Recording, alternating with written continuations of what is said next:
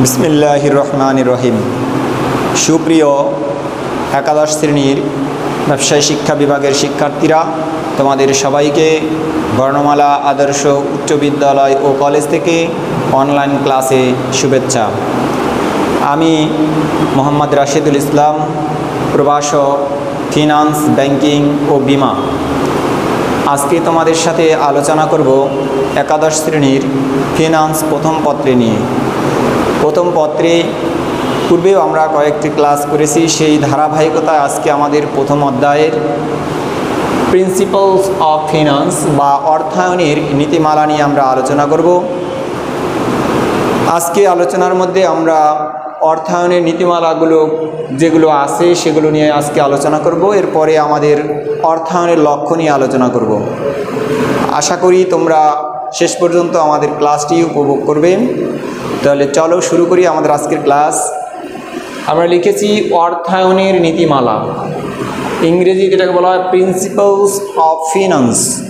অর্থায়নের নীতিমালা 1 নম্বরে আছে ঝুঁকি ও মুনাফা সমন্বয় সাধন।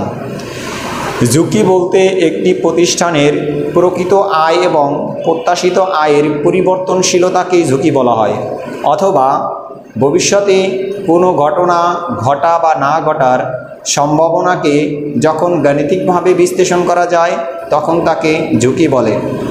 অপরদিকে মুনাফা বলতে একটি প্রতিষ্ঠানের মোট আয় থেকে মোট ব্যয় বাদ দিলে যা অবশিষ্ট থাকে তাই প্রফিট বা মুনাফা।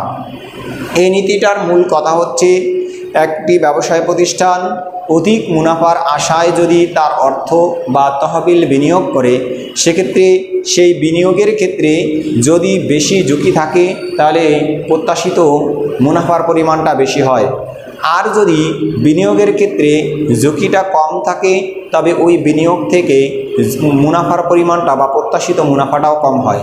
এক্ষেত্রে তহবিল বিনিয়োগ বা ব্যবসা করতে গেলে ঝুঁকি ও মুনাফার সাথে সমন্বয় সাধন করতে হয়। বেশি মুনাফার আশায় যেমনিভাবে অধিক ঝুঁকি নেওয়াটা ঠিক হবে না, তেমনিভাবে আবার খুব কম মুনাফার জন্য তহবিল বিনিয়োগ করাটাও যুক্তিসঙ্গত হবে বলে মনে করি না। এক্ষেত্রে বলা যায় ঝুঁকি ও মুনাফার সমন্বয়ের মধ্যে যদি একটি প্রতিষ্ঠান তার যে তহবিল আছে সেগুলো ঝুঁকিযুক্ত এবং ঝুঁকিমুক্ত উভয় ক্ষেত্রে সমন্বয় করে সে তহবিল বিনিয়োগ করবে। আমি যদি একটা উদাহরণ দেই, এ কোম্পানিতে বিনিয়োগ করলে 10% আয় হবে, আর বি কোম্পানিতে বিনিয়োগ করলে 5% আয় হবে, কিন্তু এইখানে 50% ঝুঁকি আছে, এইখানে 30% ঝুঁকি আছে। তাহলে দেখো, এ কোম্পানিতে বিনিয়োগ করলে বিনিয়োগ থেকে প্রত্যাশিত আয়ের হার বেশি, কিন্তু এখান থেকে কিন্তু আবার ঝুঁকির পরিমাণটাও বেশি। আবার বি কোম্পানিতে যদি বিনিয়োগ করি, এখান থেকে প্রত্যাশিত আয় হচ্ছে 5%, আবার অপর দিকে কিন্তু এখানে ঝুঁকির পরিমাণটাও কম। তাহলে এই নীতির মূল কথা হচ্ছে বিনিয়োগের ক্ষেত্রে ঝুঁকি এবং আয়ের মধ্যে সমন্বয় সাধন করা।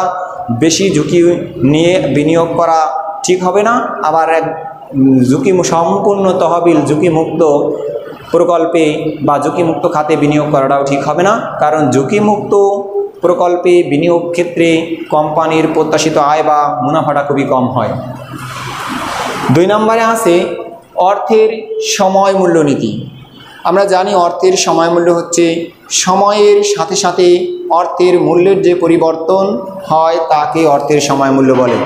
এক্ষেত্রে একজন আর্থিক ব্যবস্থাপক যখন তিনি তার তহবিল বিনিয়োগ করবে অথবা তহবিল কোনো উৎস থেকে সংগ্রহ করবে, সেই তহবিলটা বিনিয়োগ এবং তহবিল সংগ্রহ এই দুই ক্ষেত্রেই সে অর্থের সময় মূল্য বিবেচনা করবে। এক্ষেত্রে যেই প্রকল্পে বিনিয়োগ করবে, ওই বিনিয়োগকৃত প্রকল্প থেকে ভবিষ্যতে যে সম্ভাব্য নগদ প্রবাহগুলো হবে, সেই সম্ভাব্য নগদ প্রবাহগুলোকে বাট্টাকরণ করে বর্তমান মূল্য নির্ণয় করে সে যাচাই করবে যে তার এবং কম্পেয়ার করবে প্রাথমিক বিনিয়োগ কত টাকা সে করেছিল এবং সেখান থেকে যে পরিমাণ যে নগদ প্রবাহটা আসবে তা থেকে তার বর্তমান মূল্য কত দাঁড়াবে। এই হিসাবটাকে সমন্বয় করে বা বিবেচনা করে একজন ফাইন্যান্সিয়াল ম্যানেজার বা আর্থিক ব্যবস্থাপক তার প্রকল্পে বিনিয়োগ করবে। 3 নম্বরে কাম্য মূলধন কাঠামো নীতি। কাম্য মূলধন কাঠামো নীতিতে বলা হয়েছে যে একটি কোম্পানি বা একটি ফার্মের যে পরিমাণ মূলধন দরকার বা প্রয়োজন, সেই মূলধনটা কোন কোন উৎস থেকে সে সংগ্রহ করবে। এক্ষেত্রে প্রতিষ্ঠানের জন্য ঋণ মূলধন কতটুকু কী পরিমাণ থাকবে এবং তাদের নিজস্ব তহবিল কী পরিমাণ থাকবে, এই বিষয়টি বিবেচনা করাই হচ্ছে কাম্য মূলধন কাঠামো। অর্থাৎ মোট মূলধনের মধ্যে কত অংশ ঋণ থাকবে এবং কত অংশ নিজস্ব তহবিল থাকবে, এই সমন্বয়ে যে গঠিত তহবিল সেটি হচ্ছে কাম্য মূলধন কাঠামো। এই কাম্য মূলধন কাঠামো এই নীতিটাও একজন আর্থিক ব্যবস্থাপক তার বিনিয়োগের ক্ষেত্রে বিবেচনা করবে। পরের নীতিটা হচ্ছে তারল্য ও মুনাফা নীতি। প্রিয় শিক্ষার্থীরা, তারল্য হচ্ছে চাহিদা মাত্র স্বল্পমেয়াদী বা দায় পরিশোধ করার ক্ষমতাকেই তারল্য বলা হয়। এক্ষেত্রে একটি ব্যবসায় প্রতিষ্ঠান সব সময় কিছু নগদ অর্থ প্রতিষ্ঠানের জন্য রেখে দেয়, যাতে তার গ্রাহকরা তার কাছে যে পরিমাণ টাকা পাবে সেই টাকাটা মানে কোম্পানির কাছে চাওয়ার সাথে সাথে যাতে কোম্পানি তাদের সেই অর্থ পরিশোধ করতে পারে, এই ক্ষমতাকেই বলা হয় তারল্য। অপরদিকে মুনাফা নিয়ে আমরা আগেই বলেছি যে একটি প্রতিষ্ঠানের মোট আয় থেকে মোট ব্যয় বাদ দিলে যা থাকে তাকে আমরা বলি প্রফিট। যদি সেটা পজিটিভ থাকে তখন সেটার নাম হচ্ছে মুনাফা, আর যদি এটা নেগেটিভ হয় তখন সেটাকে আমরা বলি ক্ষতি। তাহলে তারল্য ও মুনাফার নীতিতে বলা হয়েছে যে তারল্য প্রয়োজনের তুলনায় বেশিও রাখা যাবে না, কমও রাখা যাবে না। কারণ হচ্ছে তারল্য যদি প্রয়োজনের তুলনায় বেশি রাখা হয় বা অধিক বেশি রাখা হয়, সেক্ষেত্রে অলস টাকা পড়ে থাকবে, আর অলস টাকা কোম্পানির কোনো মুনাফা বা লাভে আসে না। তাই তারল্য প্রয়োজনের তুলনায় বেশি রাখা যাবে না। অপরদিকে প্রয়োজনের তুলনায় একদম কমও রাখা যাবে না, কারণ গ্রাহক যখন কোম্পানির কাছে এসে তাদের তহবিল সময় মতো ফেরত চাইবে, তখন যদি কোম্পানি তাদের টাকা বা নিজস্ব তাদের তহবিলটা ফেরত দিতে না পারে, তখন কোম্পানির সুনাম নষ্ট হবে। তো এক্ষেত্রে বেশি মুনাফা করার জন্য সম্পূর্ণ তহবিল বা বেশি পরিমাণ তহবিল অর্থাৎ তারল্য সংরক্ষণ না করে বেশি মুনাফার আশায় তহবিল বিনিয়োগ করা যাবে না। আবার তহবিল যতটুকু প্রয়োজন তারল্য যতটুকু প্রয়োজন তার চেয়ে কমও রাখা যাবে না। তাহলে এখানে তারল্য মুনাফার মধ্যে হচ্ছে সমন্বয় নীতিতে বলা হয়েছে এটাই যে বেশি মুনাফার আশায় তারল্য না রেখে সম্পূর্ণ তহবিল বিনিয়োগ করা যাবে না। আর বিনিয়োগ না করে যদি বেশি পরিমাণ তহবিল তারল্য হিসাবে রেখে দেয়, এটাও যা ঠিক হবে না, কারণ সেক্ষেত্রে অলস টাকা পড়ে থাকবে। অভ্যন্তরীণ অর্থায়ন নীতি 5 নম্বরের নীতিটা হচ্ছে আমাদের অভ্যন্তরীণ অর্থায়ন নীতি। অভ্যন্তরীণ অর্থায়ন নীতিতে বলা হয়েছে যে কখনো কখনো একজন আর্থিক ব্যবস্থাপক তার তহবিল প্রয়োজন হলে তাদের কোম্পানির ভিতর থেকে অর্থাৎ অভ্যন্তরীণ উৎস থেকে, বিশেষ করে কোম্পানির থেকে অথবা কোম্পানিতে কর্মরত কোনো কর্মকর্তা বা কর্মচারীর কাছ থেকে তহবিল ধার নিতে পারে। এক্ষেত্রে যদি সেরকমের তহবিল ব্যবহার করা হয়, এই তহবিল থেকে সংগ্রহ করলে এক্ষেত্রে এই তহবিলের প্রয়োজনটা এই অভ্যন্তরীণ উৎস থেকেই মেটাতে হবে। এইটাই হচ্ছে অভ্যন্তরীণ অর্থায়ন নীতি। অর্থাৎ অর্থায়নটা যদি কোম্পানির ভিতর থেকে করা হয় এবং এই চাহিদাটা বা ওই টাকাটা কোম্পানির ভিতর থেকে পরিশোধ করে দিতে হবে, এটাই হচ্ছে অভ্যন্তরীণ অর্থায়ন নীতি। পরের নীতিটা হচ্ছে উপযুক্ততার নীতি। উপযুক্ততার নীতিতে বলা হয়েছে যে একটি ফার্মের জন্য বা ব্যবসায় প্রতিষ্ঠানের জন্য স্বল্পমেয়াদী, মধ্যমেয়াদী এবং দীর্ঘমেয়াদী এই 3 মেয়াদের তহবিলের প্রয়োজন। এক্ষেত্রে এই বিনিয়োগের ক্ষেত্রে যদি একজন আর্থিক ব্যবস্থাপক কোনো স্বল্পমেয়াদী প্রকল্পে বিনিয়োগ করে, তখন তার স্বল্পমেয়াদী তহবিলের চাহিদা বৃদ্ধি পাবে। এক্ষেত্রে স্বল্পমেয়াদী বিনিয়োগের ক্ষেত্রে প্রতিষ্ঠান স্বল্পমেয়াদী উৎস থেকে তহবিল সংগ্রহ করবে, আর দীর্ঘমেয়াদে যদি কোথাও প্রতিষ্ঠান বিনিয়োগ করতে চায়, সেক্ষেত্রে সেই তহবিলটা দীর্ঘমেয়াদী উৎস থেকে সংগ্রহ করবে। এক্ষেত্রে এর বিপরীত করা যাবে না, যে স্বল্পমেয়াদী তহবিল দিয়ে দীর্ঘমেয়াদী প্রকল্পে বিনিয়োগ করা যাবে না, আবার দীর্ঘমেয়াদী তহবিল সংগ্রহ করে স্বল্পমেয়াদী প্রকল্পে বিনিয়োগ করা যাবে না।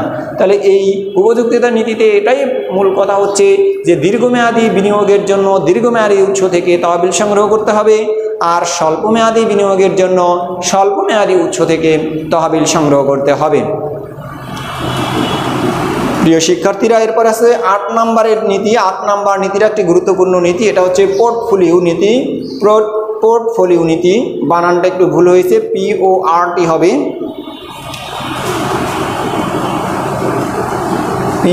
PORT, পোর্টফোলিও নীতি। পোর্টফোলিও নীতিতে বলা হয়েছে যে পোর্টফোলিও কি, বাংলায় এই পোর্টফোলিওর অর্থ হচ্ছে পত্রকোষ। পত্রকোষ, আর এটাকে অন্যভাবে বলা যায় বৈচিত্র্যায়ন। পোর্টফোলিও বলতে নির্দিষ্ট পরিমাণ বা সম্পূর্ণ টাকা একটি নির্দিষ্ট প্রকল্পে বিনিয়োগ না করে একাধিক লাভজনক প্রকল্পে বিনিয়োগ করাকেই পোর্টফোলিও বলা হয়। এটাকে সংক্ষেপে বলা হয় ডাইভার্সিফাইং রিস্ক। যখন বিনিয়োগের জন্য যে পরিমাণ তহবিল থাকবে, সেই সম্পূর্ণ তহবিল যদি একজন বিনিয়োগকারী তার একটি প্রকল্পে বা একটি ফার্মে বিনিয়োগ করে, সেক্ষেত্রে তার ঝুঁকির পরিমাণটা বৃদ্ধি পাবে। কারণ যদি তার লাভ হয় তাহলে সম্পূর্ণ টাকার উপরই লাভ হবে, কিন্তু অন্যদিকে যদি তার এই তহবিলে লাভ না হয়, লস হয়, তাহলে কিন্তু তার এই তহবিল যা বিনিয়োগ করছে সম্পূর্ণটাই লস হবে। এক্ষেত্রে পোর্টফোলিও নীতির মূল কথা হচ্ছে যে বিনিয়োগযোগ্য তহবিল যা থাকবে, সেই তহবিলটি একটি নির্দিষ্ট প্রকল্পে বিনিয়োগ না করে একাধিক লাভজনক প্রকল্পে, অর্থাৎ ভেঙে ভেঙে বিভিন্ন প্রকল্পে বা কয়েকটি প্রকল্পে বিনিয়োগ করবে। এক্ষেত্রে লাভ হলো কি, এক্ষেত্রে এর মূল হচ্ছে যে অনেকগুলো প্রকল্পে যদি সে বিনিয়োগ করে, সেক্ষেত্রে তার সমস্ত প্রকল্পে বা সবগুলো প্রকল্প থেকে লাভ না হলেও কিন্তু সবগুলো প্রকল্প থেকে আবার লস হওয়ার সম্ভাবনাটাও কম থাকে। এক্ষেত্রে কোম্পানির ঝুঁকির পরিমাণটা বা বিনিয়োগকারীর ঝুঁকির পরিমাণটা হ্রাস পায়। তাহলে এটাই হচ্ছে পোর্টফোলিও নীতি। তাহলে পোর্টফোলিও হচ্ছে ডাইভার্সিফাইং রিস্ক বা ঝুঁকিকে বিভক্ত করে দেয়া। বিনিয়োগযোগ্য তহবিল একটি নির্দিষ্ট প্রকল্পে বিনিয়োগ না করে একাধিক লাভজনক প্রকল্পে বিনিয়োগ করাকেই পোর্টফোলিও বলা হয়। বিনিয়োগের ক্ষেত্রে এই পোর্টফোলিও নীতি অনুসরণ করা খুবই গুরুত্বপূর্ণ। এবং সর্বশেষ 8 নম্বরে দেখো, ডিভিডেন্ড ডিস্ট্রিবিউশন অথবা লভ্যাংশ বন্টন। এটাকে আমরা ডিভিডেন্ড পলিসি বলি। লভ্যাংশ বন্টন বলতে বোঝায়, লভ্যাংশ হচ্ছে একটি কোম্পানি যখন যে মুনাফা করে, সেই মুনাফাটাকেই বলা হয় লভ্যাংশ। যখন শেয়ার হোল্ডাররা যেটা পায় সেটাকে বলা হয় লভ্যাংশ। এই লভ্যাংশ বন্টনের ক্ষেত্রে দেখা যাচ্ছে যে একটি প্রতিষ্ঠানের ফাইন্যান্সিয়াল ম্যানেজার সিদ্ধান্ত নেবে ওই প্রতিষ্ঠানের যে পরিমাণ লভ্যাংশ হবে, সেই লভ্যাংশটা সে বা ফাইন্যান্সিয়াল ম্যানেজার তার শেয়ার হোল্ডারদের মধ্যে কতটুকু অংশ বিভক্ত করে দিবে আর কতটুকু অংশ কোম্পানির জন্য বা কোম্পানির ভবিষ্যতের জন্য রেখে দিবে, এই ধরনের যে সিদ্ধান্ত, এটার নাম হচ্ছে লভ্যাংশ সিদ্ধান্ত বা ডিভিডেন্ড পলিসি। এক্ষেত্রে ফাইন্যান্সিয়াল ম্যানেজারের সিদ্ধান্ত হচ্ছে যে সেই লভ্যাংশ বন্টন বেশি করবে না কম করবে। এক্ষেত্রে আর্থিক ব্যবস্থাপক অনেকগুলো বিষয় বিবেচনা করে, যে যদি সে দেখে তার সামনে লাভজনক কয়েকটি প্রকল্প, সেই প্রকল্পে যদি সে বিনিয়োগ করতে পারে তাহলে কোম্পানির অনেক লাভ হবে, কিন্তু তার কাছে যথেষ্ট পরিমাণ বা প্রতিষ্ঠানের বা ফার্মের কাছে যথেষ্ট পরিমাণ তহবিল নাই, এক্ষেত্রে আর্থিক ব্যবস্থাপক চাইলে সিদ্ধান্ত নিতে পারে যে এই বছর শেয়ার হোল্ডারদের যে লভ্যাংশটা দেওয়ার কথা ছিল, অর্থাৎ এই কোম্পানি যে পরিমাণ লাভ করছে বা মুনাফা করছে, সেই লাভের যে অংশটা শেয়ার হোল্ডারদের মধ্যে বিভক্ত করে দিবে, সেই লাভের অংশ শেয়ার হোল্ডারদের বিভক্ত করে না দিয়ে এই তহবিলটা এই বছর প্রতিষ্ঠানের জন্য রেখে দিয়ে এই যে লাভজনক প্রকল্প তার হাতে আছে, সে সেই লাভজনক প্রকল্পে বিনিয়োগ করবে।